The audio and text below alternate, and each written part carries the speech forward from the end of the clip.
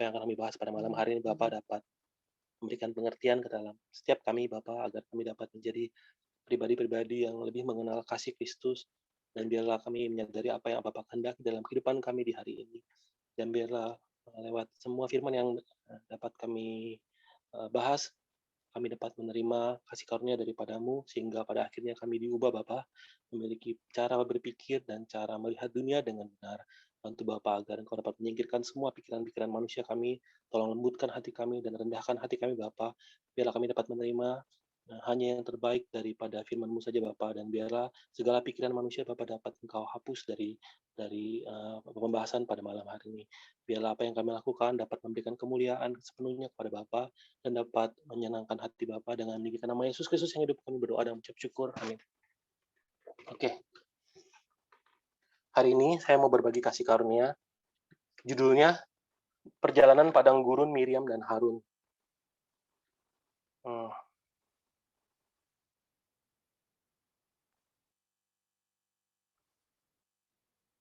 Perjalanan Padang Gurun Miriam dan Harun.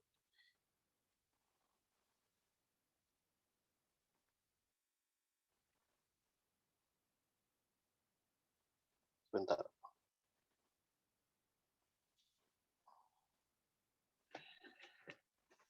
Oke, jadi kita belum masuk ke perjalanan padang gurun fase yang keempat dulu hari ini. Kita akan melihat dulu tentang dua tokoh ini, Miriam dan Harun.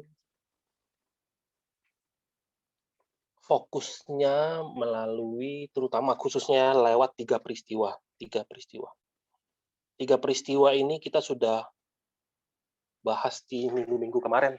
Yang pertama itu peristiwa lembu emas. Ini dicatat di Keluaran 32.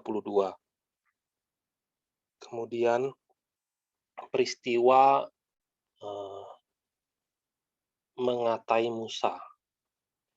Musa ambil perempuan Kus. Itu di Bilangan 12. Sama yang ketiga, ini mungkin kita belum bahas dulu. Ini tentang pemberontakan Korah.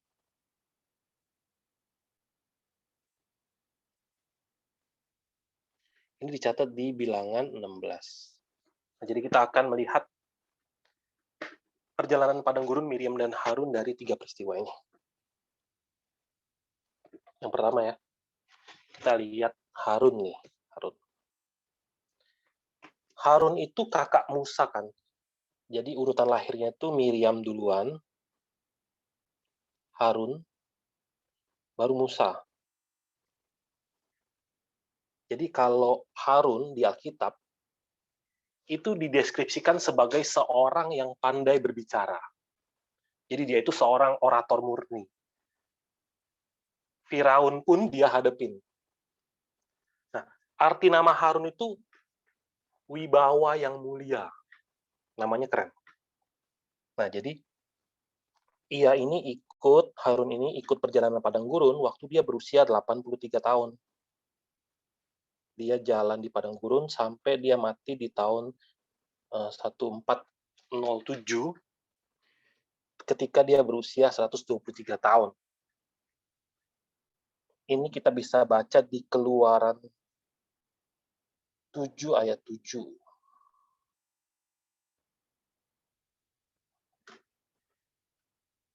Adapun Musa 80 tahun umurnya dan Harun 83 tahun ketika mereka berbicara kepada Firaun. Nah, jadi Allah berkata, Harun ya, Musa sama Harun. Jadi Harun itu akan menjadi penyambung lidah.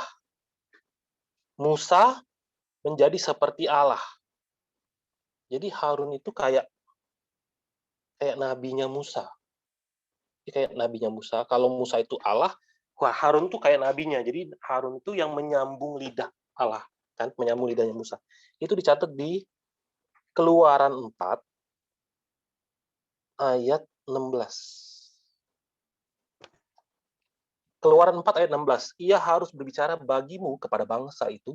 Dengan demikian, ia akan menjadi penyambung lidahmu dan engkau akan menjadi seperti Allah baginya. Nah, jadi demikianlah sejak saat itu Harun resmi menjadi penyambung lidah bagi Musa ke seluruh bangsa Israel. Dan ini semua berlangsung terus sampai mereka tiba di Gunung Sinai. Nah, kita akan lihat Keluaran 32 hari ini. Keluaran 32, peristiwa membuat patung lembu emas di Gunung Sinai. Nah, jadi peristiwa ini terjadi kira-kira setelah mereka keluar dari Mesir itu 90 hari. Jadi cuma 3 bulan. Jadi sejak mereka keluar dari Mesir, 3 bulan berlalu mereka sampai di ini. Sebenarnya 50 hari mereka sampai di Gunung Sinai, tapi Musa kan naik ke atas selama 40 hari, jadi 90 hari. Nah, jadi 90 hari itu 3 bulan, terjadi peristiwa, kita baca ayat 1 ya, ayat 1. Keluaran 32 ayat 1. Ketika bangsa itu melihat bahwa Musa mengundur-undurkan turun dari gunung itu, maka berkumpullah mereka mengerumuni Harun dan berkata kepadanya, "Mari buatlah untuk kami Allah yang akan berjalan di depan kami, sebab Musa ini orang yang telah memimpin kami keluar dari tanah Mesir, kami tidak tahu apa yang telah terjadi dengan dia." Nah, ini ayat 1. Sampai di sini, Harun sebagai penyambung lidah harusnya membantah. Kalian bilang buat Allah, kalian gila ya. Tuhan yang ngomong jangan buat apapun untuk disembah. Kita udah dengar. Harusnya dia begitu. Tapi bukannya Harun bersikap membantah, dia malah mengumpulkan bahan-bahan pembuat berhala. Dia terhanyut oleh pendapat dari banyak orang Israel, akhirnya dia ikut pendapat mereka. Demi memuaskan jemaatnya, jemaat Israel waktu itu, ia tergesa-gesa. Jadi kalau kita baca ayat 2 sampai ayat 4. Lalu berkatalah Harun kepada mereka, tanggalkanlah anting-anting emas yang ada pada telinga istrimu, anakmu laki-laki dan perempuan, dan bawalah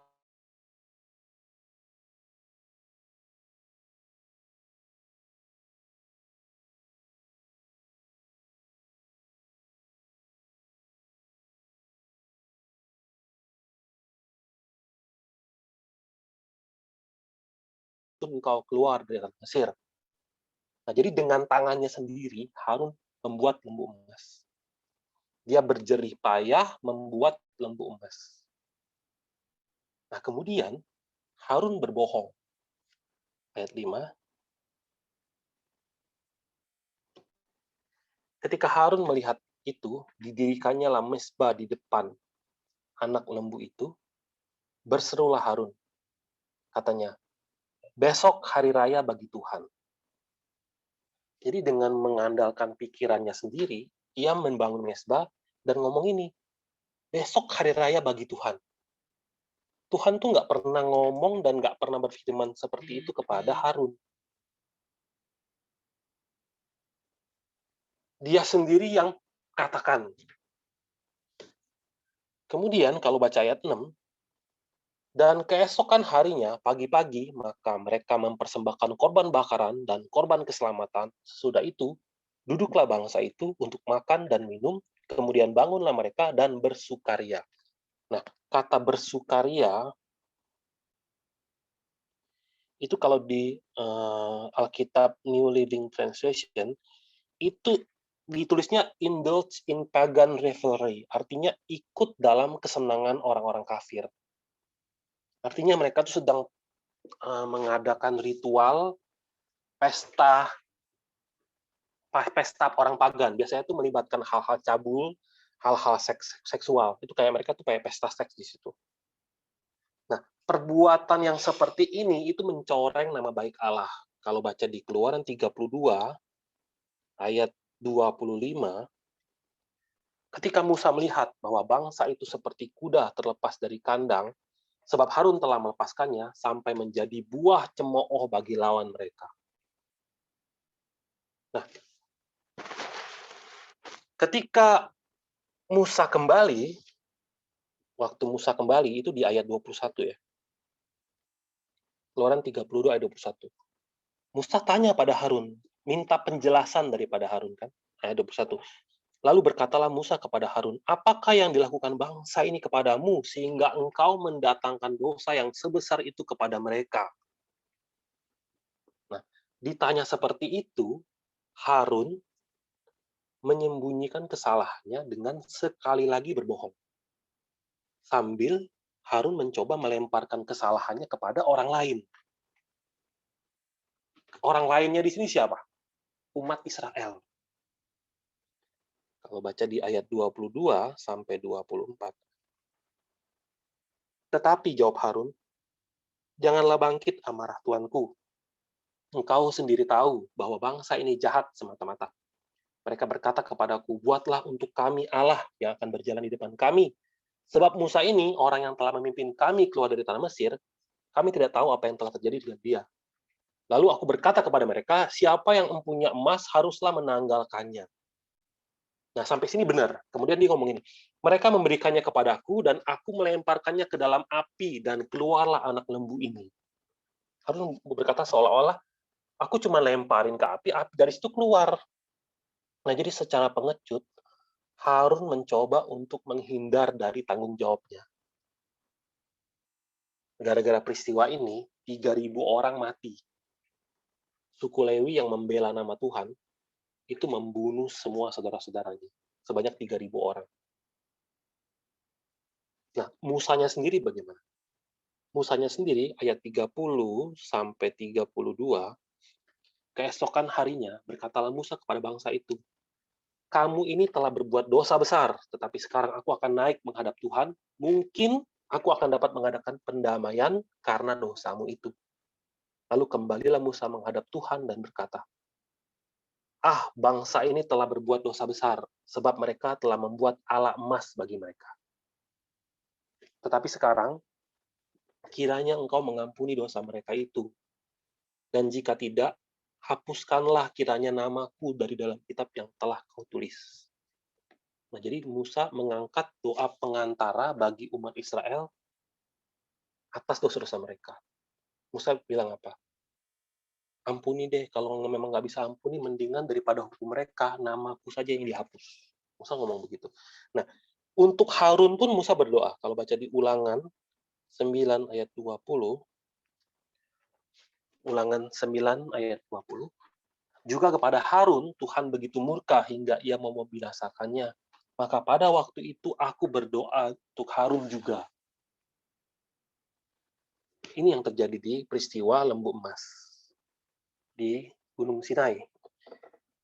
Nah, kemudian setelah peristiwa ini, Musa itu beberapa kali lagi naik Gunung Sinai, turun Gunung Sinai, sambil Allah kasih Musa gambar kemah suci, supaya orang Israel bisa beribadah. Dan Tuhan juga angkat Harun sebagai imam besar untuk memimpin ibadah. Nah, dengan begitu, Harun ini menjadi imam besar pertama yang sah dilantik. Imam besar pertama yang ada di Alkitab yang sah dilantik itu Harun. Nah, imam besar itu sebenarnya tuh dipakai Tuhan untuk mewahyukan tentang Yesus Kristus.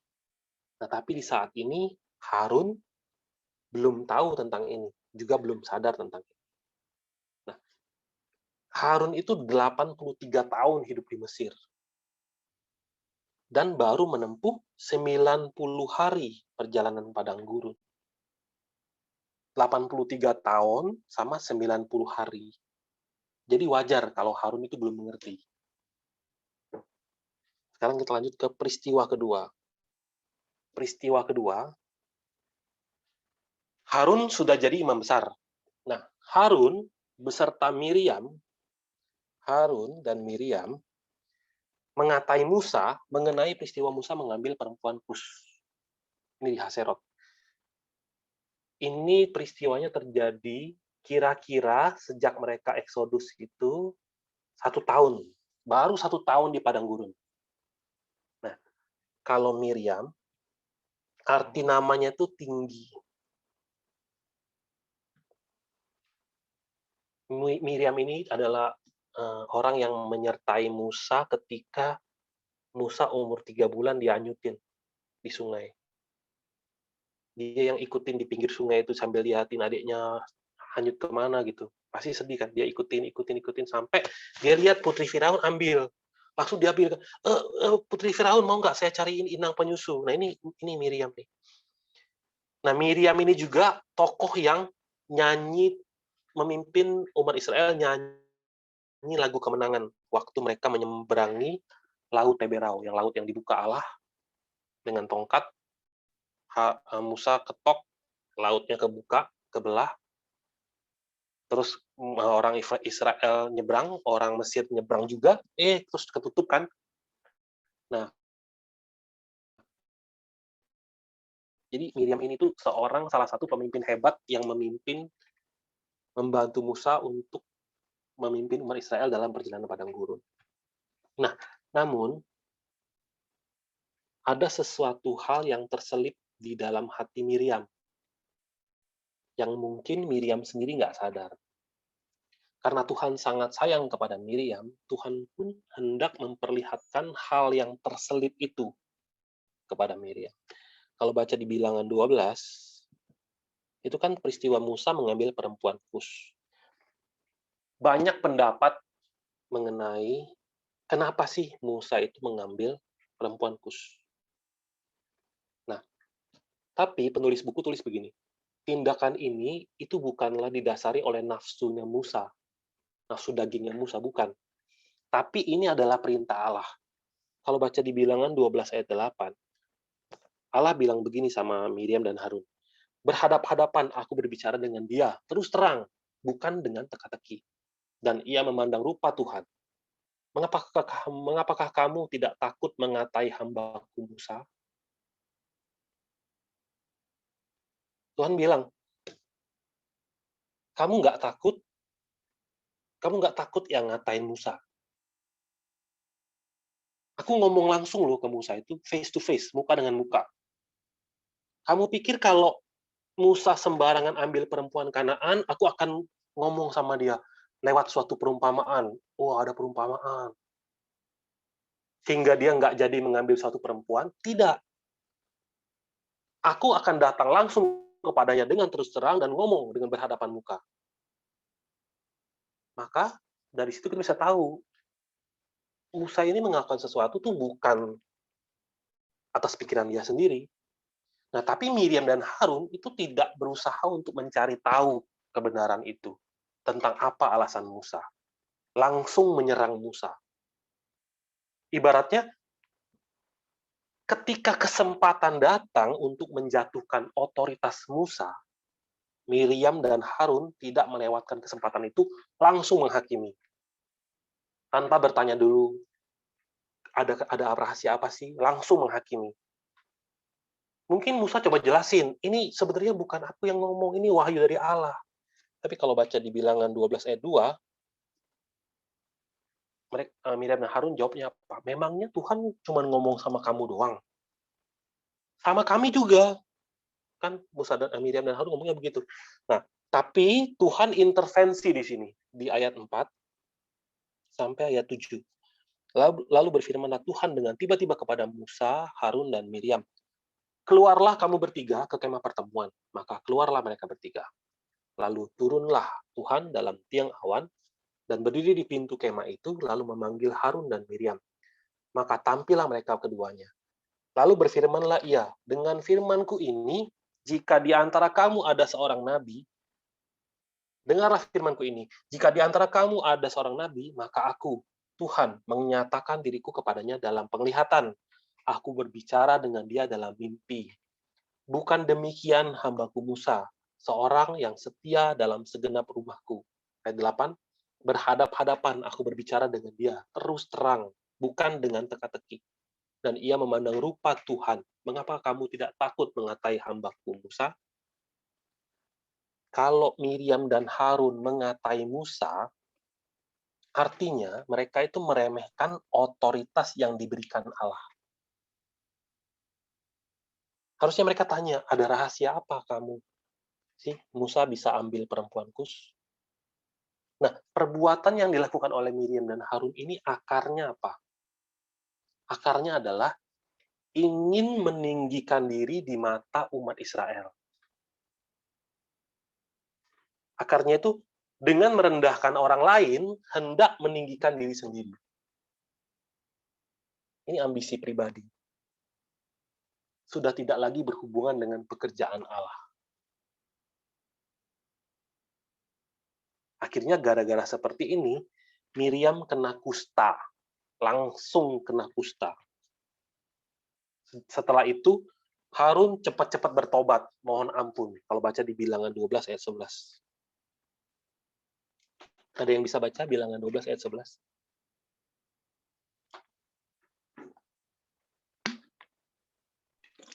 Lalu Harun kepada Musa, Tuanku, janganlah kiranya timpakan kepada kami dosa ini yang kami perbuat dalam kebodohan kami. Tuanku, dia bilang. Bahasa aslinya itu menunjukkan bahwa Harun tuh memberikan kemuliaan tertinggi kepada Musa. Maafin kami, gitu.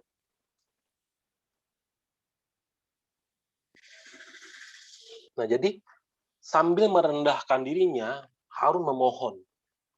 Nah, bagaimana dengan Musa?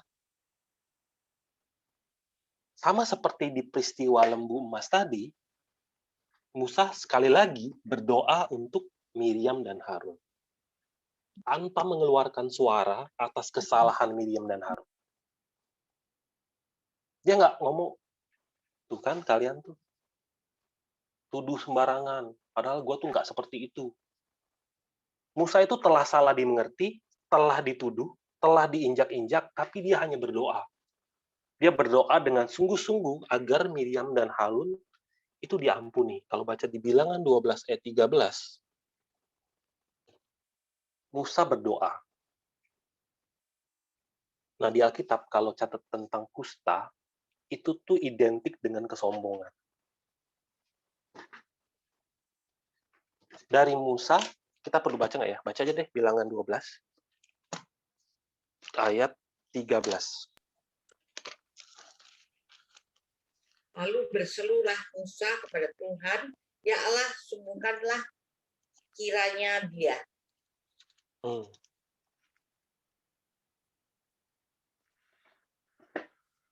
Jadi,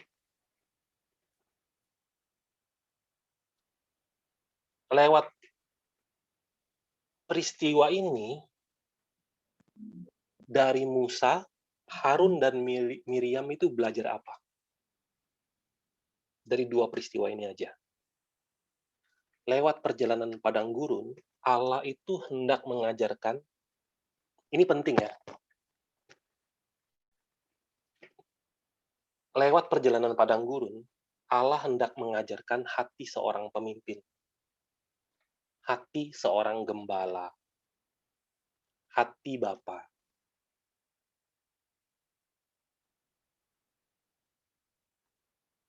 Bilangan 12 ayat 3, di situ ditulis,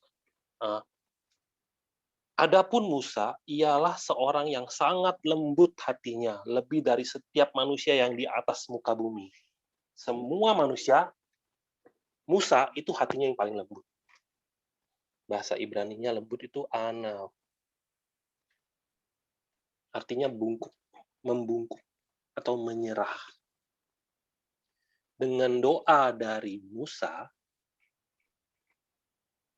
Miriam itu sakit kustanya cuma seminggu. Jadi dia diusir selama seminggu dari luar perkemahan. Gara-gara dia, umat Israel nggak bisa jalan, nggak bisa lanjut menempuh perjalanan padang gurun. Nah, sejak saat itu tidak pernah lagi Alkitab mencatat kesalahan Miriam.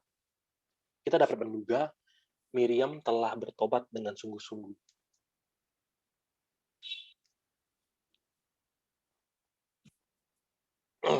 Sekarang kita lihat peristiwa yang ketiga.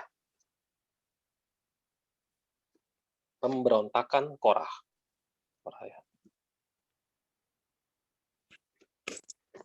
Peristiwa ini dicatat di Bilangan 16. Nah, sebagai referensi, Bilangan 14, Bilangan 15, 17, 18, 19, 20. Nah, bilangan 14 itu mencatat peristiwa di Ritma, pengintaian, yang 12 orang ngintai. Kemudian mereka dihukum, kan, 40 tahun. Kemudian, bilangan 20 itu mencatat peristiwa 38 tahun kemudian. Ini 38 tahun kemudian.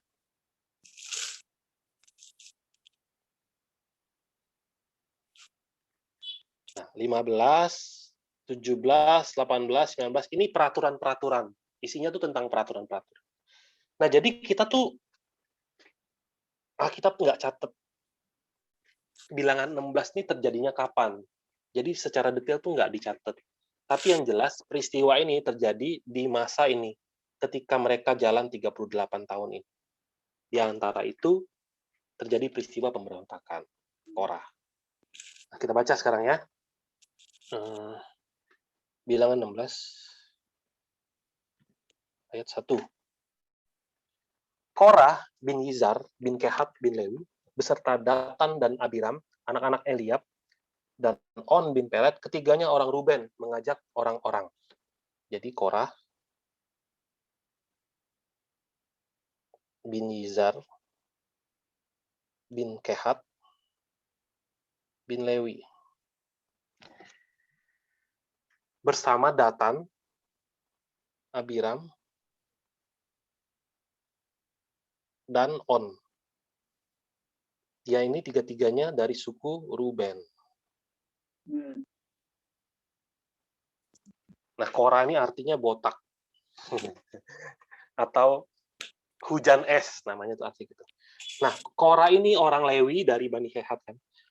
Jadi Musa sama Harun, Musa, Miriam, Harun, itu juga dari Bani Kehat. Jadi mereka itu kayak sepupu jauh. Ini referensinya ya, baca di 1 Tawarik 6, ayat 22 dan 20. Nah, jadi untuk membantu memahami, Lewi itu, Lewi itu punya 3 anak. Yakub kan punya 12 anak. Salah satu anaknya, anak keempat itu namanya anak ketiga namanya Lewi. Lewi itu punya 3 anak, namanya Gerson, Kehat, Merari. Nah, dari 3 anak ini, masing-masing nanti kan punya banyak anak kan? Tuh, jadi banyak anak. Nah, ketika Lewi di Gunung Sinai diangkat jadi suku imam, bukan suku imam sih, suku Lewi itu diangkat jadi suku yang melayani di Bait Allah, bukan suku imam, suku yang melayani di Bait Allah, suku anak sulung namanya. Nah, Gerson, Kehat, dan Merari itu dibagi tugas. Mereka ada tugasnya dalam melayani ibadah. Kehat ini spesial untuk ngangkat barang-barang yang ada di dalam kemah suci. Kayak tabut perjanjian, kaki dian, itu mereka yang angkat. Mereka harus bungkus dan angkat pikul. Kerjanya tuh sangat penting, barang yang sangat penting dipercayakan bagi mereka, tapi juga sangat melelahkan. Nah, salah satu anak Kehat itu kan Harun kan. Nah, Harun ini dikeluarkan dari Kehat dan dijadikan satu imam besar. Nah, dari anak-anaknya Harun, imam itu hanya bisa datang dari anak-anaknya Harun. Jadi sekarang Harun itu kayak dikasih satu kebebasan, satu jabatan khusus. Jadi sekarang Bani Lewi itu dibagi jadi 4. Ada keturunan Gerson, keturunan Kehat, keturunan Merari, dan keturunan Harun. Jadi Harun itu bebas dari tugas ngangkat-ngangkat. Malah jadi imam besar. Nanti kalau baca buku 6, pas belajar buku 6, kita akan lihat apa sih keuntungan imam besar. Hak imam besar itu apa sih? Mulai dari cara dia berpakaian, cara dia makan, cara dia kawin, semua dia bedain. Bikin Korah iri. Bikin Korah itu iri. Mereka mulai bertanya, kenapa Harun ya? Iri ini itu nggak bisa dibuang, nggak bisa dikubur, malah dipupuki. Terus akhirnya apa? Berkembang menjadi hasut. Hasut keturunan-keturunan Ruben. Ikut menanamkan benih-benih untuk mempertanyakan kepemimpinan Harun. Jadi, Korah ini bersungguh-sungguh dan mengeluh. Kenapa ya? Kita ini sepupuan loh, tapi kita berdua ini tugasnya beda jauh. Tugasnya beda jauh, kita pangkatnya beda jauh. Kita ini semuanya orang kudus, tapi kenapa kamu mau meninggikan diri? Kalau baca di Bilangan 16 ayat 3, saya bacain ya. Bilangan 16 ayat 3. Maka mereka berkumpul mengerumuni Musa dan Harun, serta berkata kepada keduanya,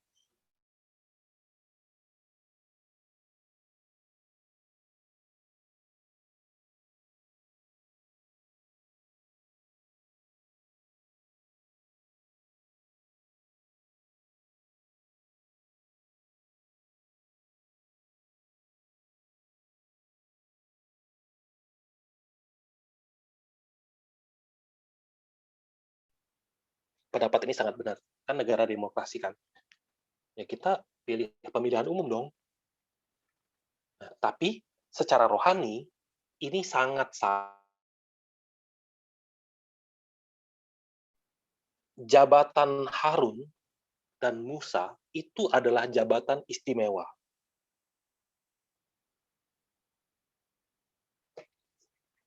Nah, ini nggak boleh salah.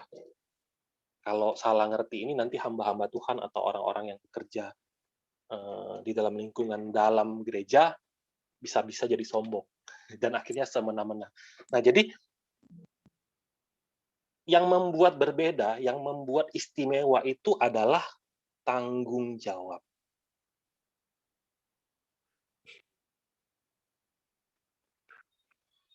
Kalau baca di Keluaran 3 ayat 10, jadi sekarang pergilah, aku mengutus engkau keluar dari Mesir.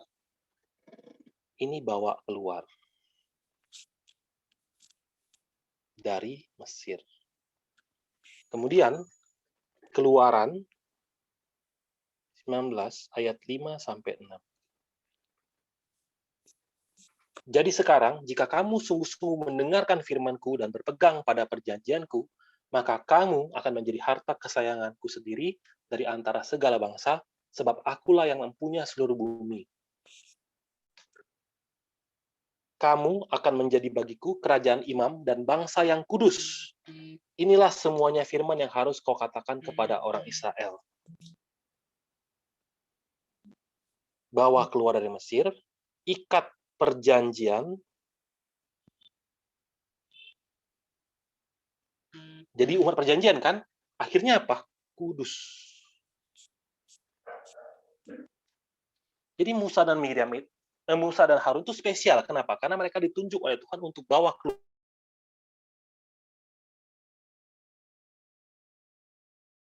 dengan Allah supaya mereka jadi bangsa yang kudus. Nah, ini dari sini aja kita lihat ini pekerjaan siapa? Ini pekerjaan firman. Ini gambaran tentang pekerjaan Yesus Kristus. Dengan menolak Musa dan Harun yang dipilih oleh Allah, artinya mereka nggak mau ikut dalam perjanjian ini. Maka sejak niatan itu ada, Korah lihat si Harun sama Musa, dia pengen jadi pemimpin, niatannya tuh nggak ada hubungan sama ini. Nggak ada hubungannya dengan bawa keluar dari Mesir, ikat perjanjian sama Allah, dan jadi kudus. Bukan, nggak ada hubungannya sama sekali. Makanya kalau kita aktif di gereja, tapi yang dikejar bukan hal ini, hati-hati. sejak niat Korah itu ada, kekudusan itu bukan jadi sasaran akhir mereka. Ibaratnya mereka tuh menjalani kehidupan padang gurun, tapi itu tidak mengejar kekudusan pada akhirnya. Nggak mengejar kekudusan, tapi pengen masuk Kanaan. Akhirnya Korah dengan berani mengkritik, menentang Musa dan Harun, bahkan ingin mecat Harun. Korah, berdasarkan pikirannya sendiri, berdasarkan garis keturunan daging dia merasa berhak memperoleh jabatan. Suatu jabatan yang rohania, dia pikir berhak didapatkan hanya berdasarkan keturunan daging. Mereka pikir kami juga sama kok, orang Kehat juga, orang Lewi juga. Kalau baca di Roma 2 ayat 28, sebab yang disebut Yahudi bukanlah yang lahiriah Yahudi, dan yang disebut sunat bukanlah sunat yang dilangsungkan secara lahiriah. Jadi hendak duduk di posisi pemimpin hanya karena garis keturunan. Nah, kenapa Korah bisa ajak Korah di mana?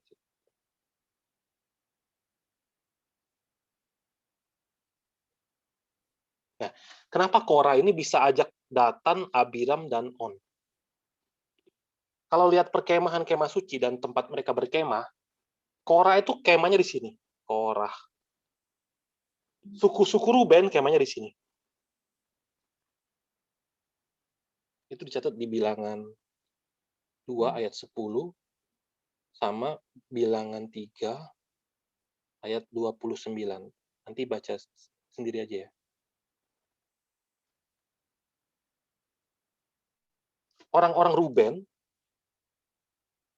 itu anak sulung Yakub kan.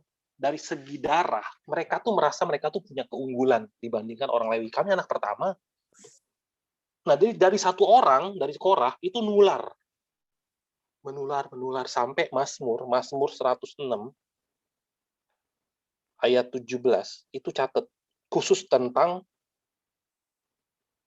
Datan dan Abiram. Mereka cemburu kepada Musa di perkemahan dan kepada Harun, orang kudus Tuhan. Bumi terbuka dan menelan Datan, menutupi kumpulan Abiram. Nah, kita harus bertemu dengan orang-orang yang baik. Hidup di lingkungan yang baik. Mari kita sama-sama cek. Perkumpulan kita tuh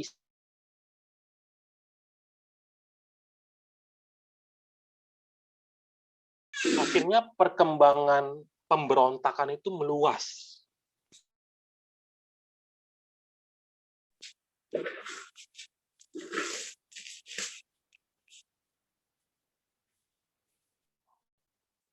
Sebentar ya.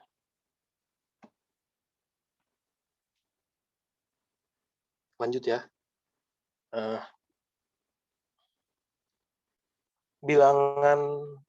Jadi perkembangan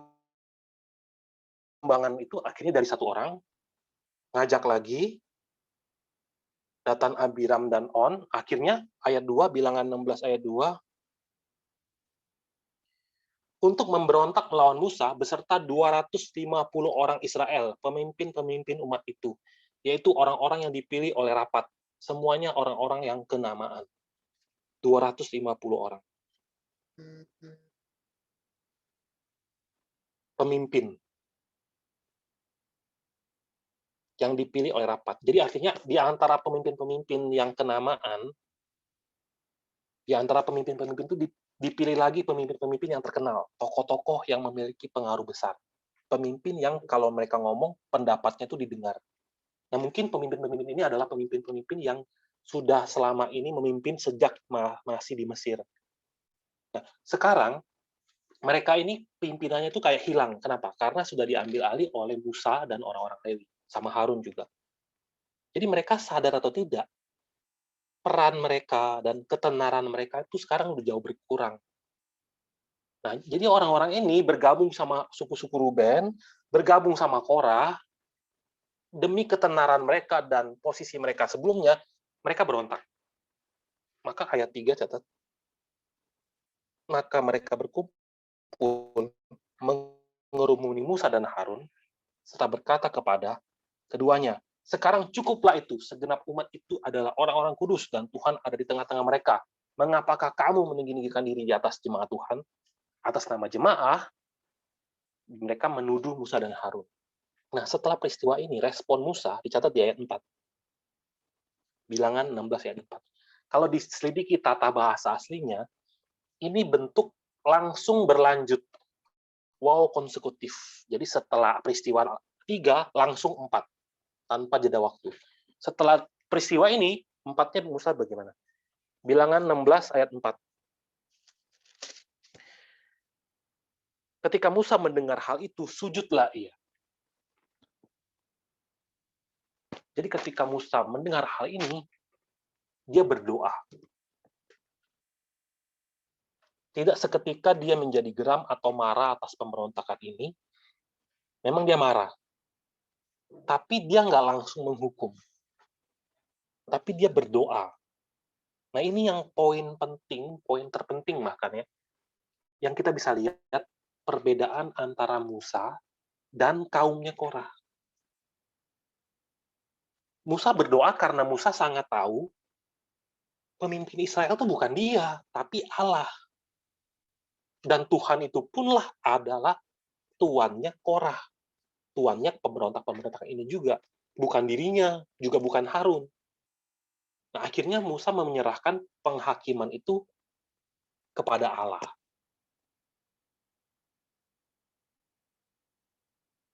Niatan dari kumpulan Korah itu menggulingkan Musa dan Harun, menjadikan diri sendiri sebagai tuan di padang gurun. Beda kan? Musa sadarnya Tuhan yang memimpin. Tapi Korah lihatnya apa? Mereka nggak lihat Tuhan, mereka lihatnya apa? Enak banget tuh si Harun. Kita kerja setengah mati. Nah, selesai berdoa, Musa ngomong di ayat 5. Sampai ayat 10. Dan ia berkata kepada Korah dan segenap kumpulannya, besok pagi Tuhan akan memberitahukan siapa kepunyaannya dan siapa yang kudus, dan ia akan memperbolehkan orang itu mendekat kepadanya. Orang yang akan dipilihnya akan diperbolehkannya mendekat kepadanya. Perbuatlah begini, ambillah perbaraan-perbaraan, hai Korah, dan kamu segenap kumpulannya. Bubuhlah api ke dalamnya, dan taruhlah ukupan di atasnya. Di hadapan Tuhan ada esok hari. Dan orang yang akan dipilih Tuhan, dialah yang kudus. Cukuplah itu, hai orang-orang Lewi. Belum cukupkah bagimu bahwa kamu dipisahkan oleh Allah Israel dari umat Israel, dan diperbolehkan mendekat kepadanya, supaya kamu melakukan pekerjaan pada kemah suci Tuhan, dan bertugas bagi umat itu untuk melayani mereka, dan bahwa engkau diperbolehkan mendekat bersama-sama dengan semua saudaramu Bani Lewi, dan sekarang mau pula kamu menuntut angkat imam lagi. Nah, lewat satu hari, lewat perbaraan, Allah akan memisahkan yang dipilihnya. Musa kan secara luar ngomongnya gini, kamu bawa perbaraan. Bukan sekarang, besok. Satu hari, Musa kasih satu hari.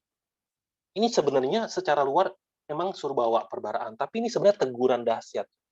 Mereka diberikan satu hari untuk berpikir, untuk mereka bertobat.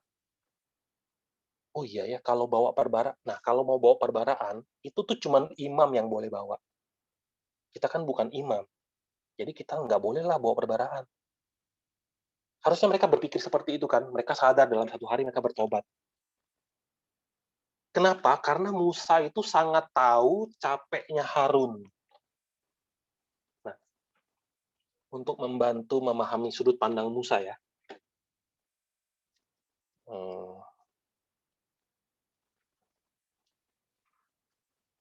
Di atas Gunung Sinai, ketika Tuhan kasih gambar rancangan kemah suci, kan di atas Gunung Sinai kan Tuhan kasih 2 loh batu kan. Tapi juga Tuhan kasih rancangan kemah suci sama Tuhan ajarin tata cara ibadah.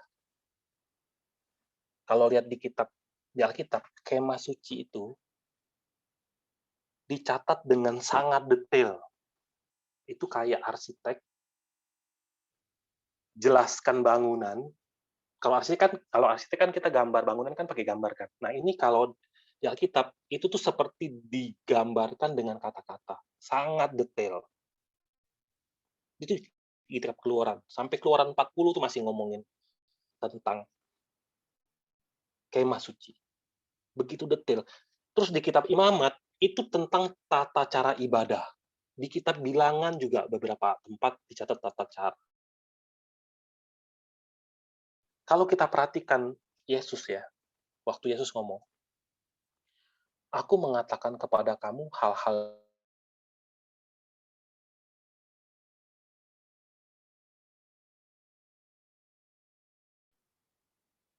Nah, jadi artinya apa?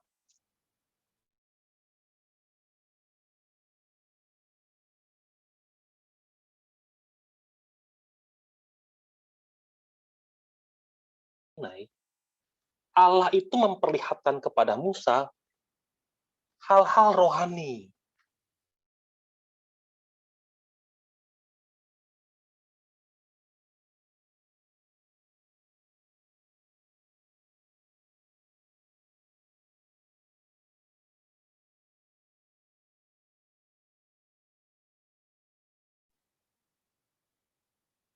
Apa yang dimengerti Musa mengenai hal-hal surgawi ini, dibuatlah jadi pakai hal-hal yang di bumi.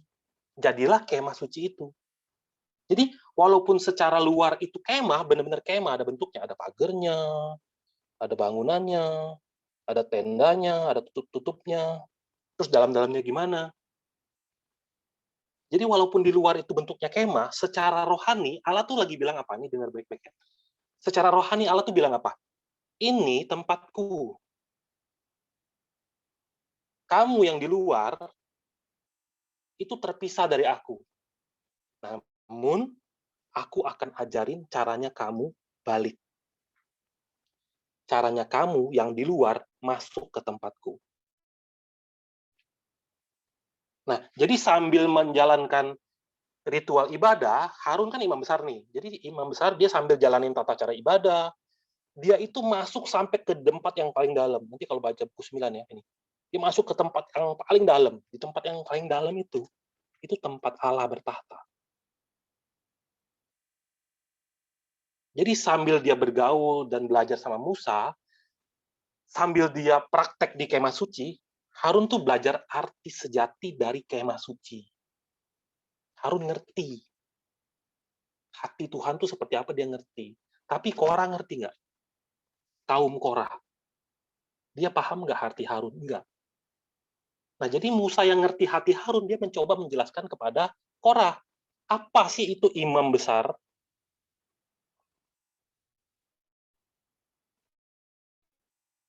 Siapakah Harun itu? Siapa imam besar itu? Posisi Harun itu bukan posisi untuk memenuhi kehendak dirinya sendiri. Bukan posisi untuk mengumpulkan berkat bagi dirinya sendiri. Bahkan bukan posisi untuk memikirkan keselamatannya sendiri. Tapi ini posisi yang harus berdiri di hadapan Allah mewakili seluruh umat. Untuk menerima perintah dari Allah sambil melakukan kewajiban keimaman demi umat tanpa imbalan apa-apa. Memang kalau dari luar kelihatannya keren. Bajunya keren. Kalau dia jalan tuh ada bunyinya cing-cing gitu. Apakah dalam kehidupannya itu Harun tuh terima mana 2 kali lipat dari orang-orang lain? Kalau imam besar turunnya mana 2 kali lipat. Atau Tuhan kasih dia duit banyak. Ini bukan soal ladang-ladang, atau bukan soal dapat kebun-kebun. Harun itu tentang bagaimana dia bisa dapat mendekat kepada Allah. Itu berkat tertinggi bagi Harun. Dan bagaimana caranya dia bisa bawa umat itu mendekat kepada Allah. Sebesar itu tanggung jawab dia. Makanya dengan frustasi Musa tanya, siapa Harun itu? Kamu tuh nggak tahu betapa berat tugasnya. Kalau baca di ayat 11 sampai 12. Sebab itu, engkau ini dengan segenap kumpulanmu, kamu bersepakat melawan Tuhan. Karena siapakah Harun? Sehingga kamu bersungut-sungut kepadanya. Kalian ngerti nggak sih Harun itu siapa? Kalian ngerti nggak sih imam besar itu apa? Jadi Musa panggil mereka, kalau ayat 12. Adapun Musa telah menyuruh orang untuk memanggil Datan dan Abiram, anak-anak Eliab, tetapi jawab mereka, kami tidak mau datang. Nah, mungkin saat ditegur, Datan, Abiram, sama On ini pulang ke kemah. Jadi Musa panggil mereka. Mungkin Musa hendak jelasin ke mereka. Saya hendak nasihatin, jangan berontak lagi. Tapi mereka menolak. Mereka bukan hanya menolak, mereka sambil memuji Mesir, mereka mengkritik Musa. Ayat 13. Belum cukupkah bahwa engkau memimpin kami keluar dari suatu negeri yang berlimpah-limpah susu dan madunya, untuk membiarkan kami mati di padang gurun. Sehingga masih juga engkau menjadikan dirimu Tuhan atas kami. Dia bilang, Mesir itu negeri yang baik, tapi kamu pimpin kami keluar. Memimpin kami hanya untuk mati. Masih pantas nggak kalian jadi pemimpin? Ayat 14. Sungguh, engkau tidak membawa kami ke negeri yang berlimpah-limpah susu dan madunya, ataupun memberikan kepada kami ladang-ladang dan kebun-kebun anggur sebagai milik pusaka. Masakan engkau dapat mengelabui mata orang-orang ini? Kami tidak mau datang. Dia ngomong apa? Kalian tuh hanya kasih janji-janji palsu. Kalau baca ayat 15,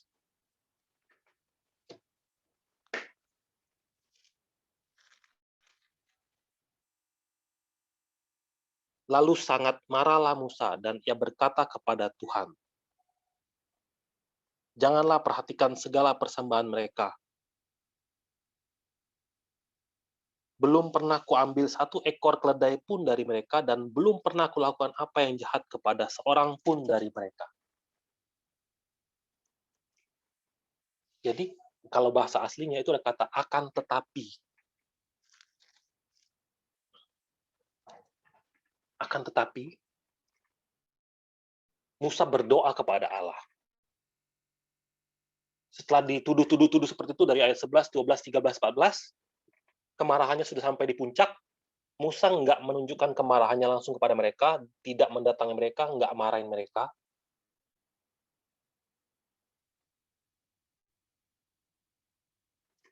Ketika kita menilai orang lain, ketika kita menghakimi orang lain, itu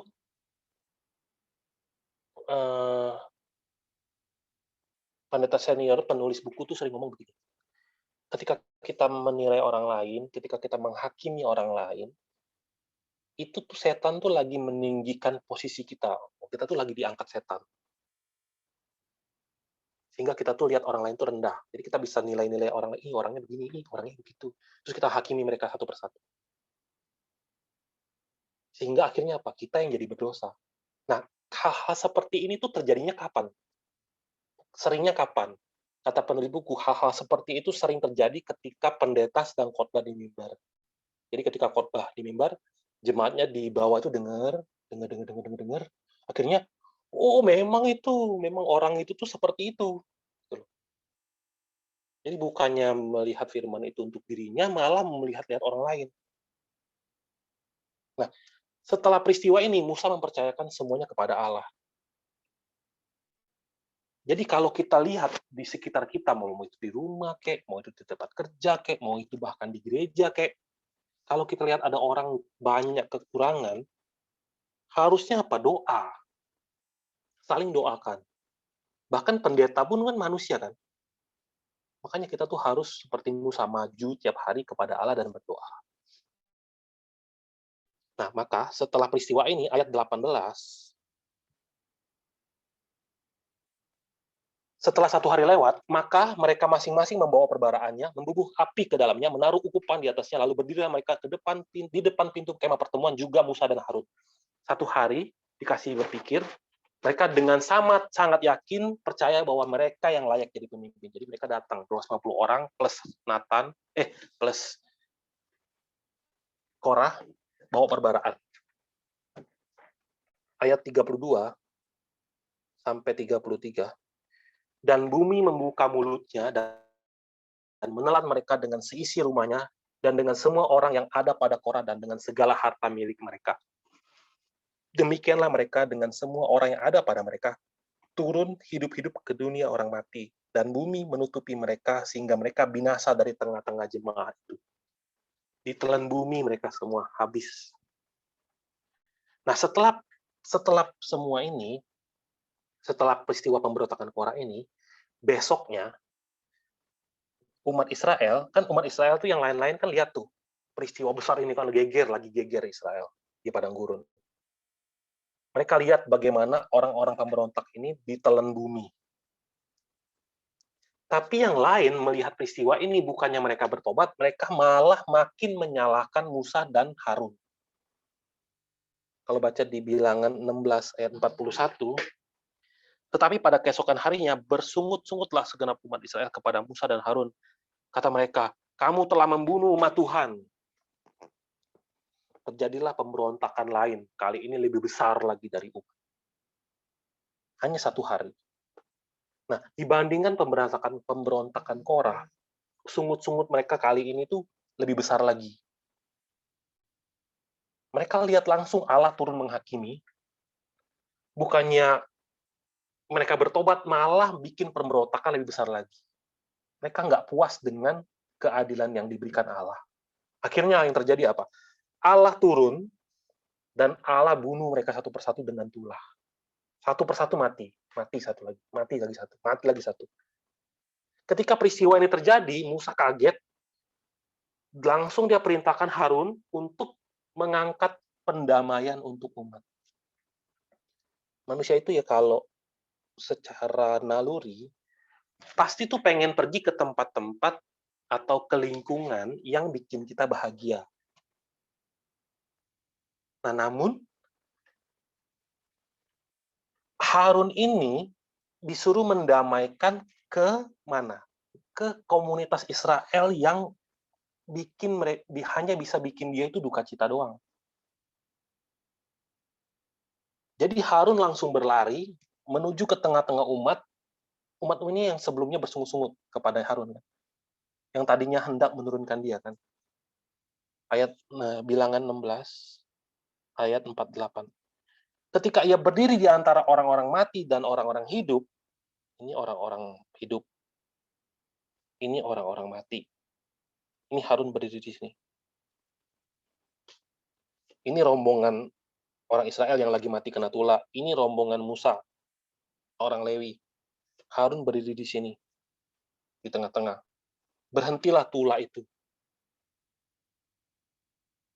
Jadi tulah itu sedang terjadi, orang-orang itu lagi berjatuhan. Satu mati, satu mati, satu mati, satu mati. Harun masuk ke antara orang-orang mati. Sambil bawa perbaraan, bawa ukupan. Baru tulahnya berhenti. Nggak ada yang mati lagi. Ketika Harun menaikkan asap ukupan, dengan segenap tenaganya, amarah Allah reda. Jadi Harun tuh konsen untuk hanya naikkan asap ukupan. Dengan kata lain, dengan bahasa hari ini, Harun itu konsentrasi berdoa agar malapetaka di tengah-tengah umat itu bisa berhenti. Kalau nggak ada doa pengantara dari Harun ini, mati semua yang di Israel ini. Namun karena ada doa pengantara yang mati cuma 14.700. Kalau baca di ayat 49. Dan mereka yang mati kena tulah itu ada 14.700 orang, banyaknya. Belum terhitung orang-orang yang mati karena perkara Korah. Ketika Harun kembali kepada Musa di depan pintu kemah pertemuan, tulah itu telah berhenti. Nah, Harun pertama-tama menggambarkan Yesus Kristus. Kalau baca di Roma 8, ayat 34, Kristus Yesus yang telah mati, bahkan lebih lagi yang telah bangkit, yang juga duduk di sebelah kanan Allah yang malah menjadi pembela bagi kita. 1 Timotius 2 ayat 5. Karena Allah itu Esa, dan Esa pula dia yang menjadi pengantara antara Allah dan manusia, yaitu manusia Kristus Yesus. Yesus itu tidak bisa mengelak untuk mengenakan rupa manusia. Dia harus berdiri di bumi ini untuk menjadi pengantara bagi kita. Tapi manusia, orang-orang yang mati itu menolaknya. Jadi dia berdiri di mana? Dia berdiri di atas kayu salib, di antara Allah yang hidup dan manusia yang mati. Menjadi pengantara. Nah, berikutnya Harun itu gambaran orang-orang kudus. Gambaran kita hari ini. Nah, sama seperti Harun berlari bawa ukupan kepada orang-orang yang menolaknya. kepada orang-orang yang berlaku jahat kepadanya, kalau baca di Bilangan 16 ayat 47 ya. Maka Harun mengambil perbaraan seperti yang dikatakan Musa dan berlarilah ia ke tengah-tengah jemaah itu dan tampaklah tulah telah mulai dari antara bangsa itu. Lalu dibubuhkannya lah ukupan dan diadakannya lah pendamaian bagi bangsa itu. Dia lari ke sana, lari ke kemah, lari lagi. Semuanya itu bentuk wow konsekutif. Langsung. Apakah setiap kita bisa melakukan apa yang dilakukan Harun ini terhadap semua orang yang menyakiti hati kita? Untuk orang-orang yang menyakiti hati kita, berapa banyak kita sudah berdoa bagi mereka?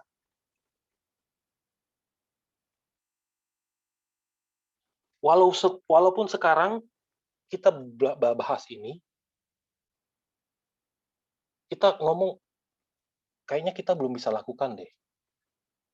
Tapi walaupun kita nggak bisa lakukan pun, hati nurani kita itu kan berpihak pada Allah kan, berpihak pada firman.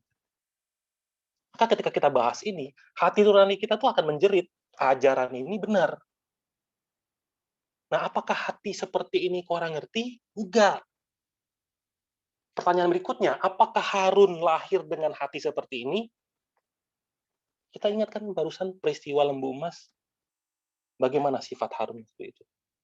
Dan sekarang bagaimana sifat Harun saat ini. Sungguh perjalanan padang gurun itu adalah suatu berkat yang sangat besar bagi hidup Harun. Dia ngerubah. Semoga kita, ketika kita mengikuti perjalanan padang gurun yang Tuhan berikan kepada kita masing-masing, ada pekerjaan, perubahan terjadi. Nah, sampai di sini deh pembahasannya. Ada pertanyaan nggak?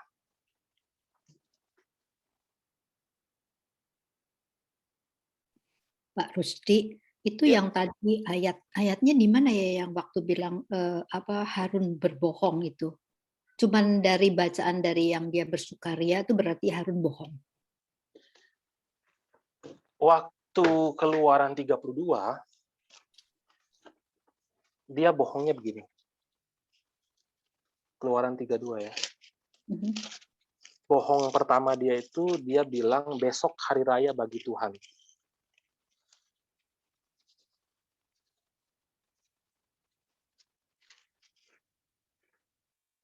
Ayat 5, Keluaran 32 ayat 5. Harun bilang besok hari raya bagi Tuhan. Padahal kan besok itu bukan hari raya bagi Tuhan kan? Dia bohong itu. Dia bikin-bikin sendiri, Bu. Tuhan nggak pernah ngomong sama dia besok itu hari raya bagi Tuhan. Itu dia bohong pertama. Bohong kedua, waktu ditanya Musa, apa sih yang sebenarnya terjadi? Dia bilang apa? Umat itu memang jahat, tapi aku lemparin ke dalam api, dia keluar lembunya. Dia bilang gitu. Dia bohong lagi. Seperti itu. Oke, thank you. Thank you. Nah, jadi sebenarnya setelah peristiwa ini, Bilangan 16 pemberontakan Harun, di Bilangan 17 Tuhan langsung panggil semua suku untuk masing-masing berikan tongkat. Setiap suku berikan tongkat. Jadi ada 12 tongkat.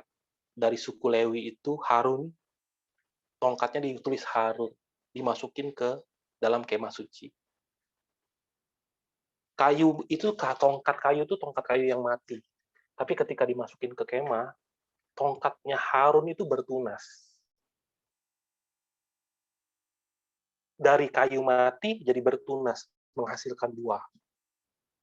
Pertama-tama menggambarkan Harun yang awalnya sifatnya mati, nggak bisa menghasilkan apapun, nggak bisa menghasilkan suatu perkataan yang baik pun, hanya bisa nyalahin sama, nyalahin sini, hanya sibuk melindungi diri sendiri. Jadi Harun yang sekarang apa? Yang ibaratnya lagi tulah COVID, dia terjun ke tengah-tengah COVID itu tanpa APD. Demi mengangkat doa. Dengan mempertaruhkan nyawanya loh. Kan Harun yang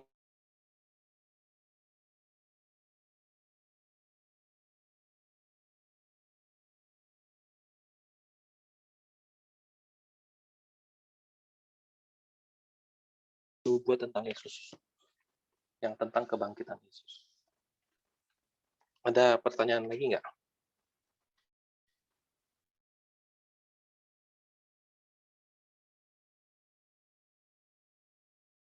Panjang. Kita tutup dengan doa Bapa kami ya. Kami yang di surga, dikuduskan namamu, datanglah kerajaanmu, jadilah kehendak-mu di bumi seperti di surga. Bila kami pada hari ini makan kami yang secukupnya, dan ampunilah segala kami, seperti kami pun mengampuni orang yang bersalah kepada kami. Dan masukkan kami dalam pencobaan, tapi lepaskanlah kami dari jahat. Karena Engkau yang punya kerajaan dan kuasa dan kemuliaan sampai selama-lamanya. Amin. Beri kemuliaan pada Tuhan. Thank you, Chan. you. Thank you. Thank you, Pak Rusdi. Thank you. Thank you. Bye.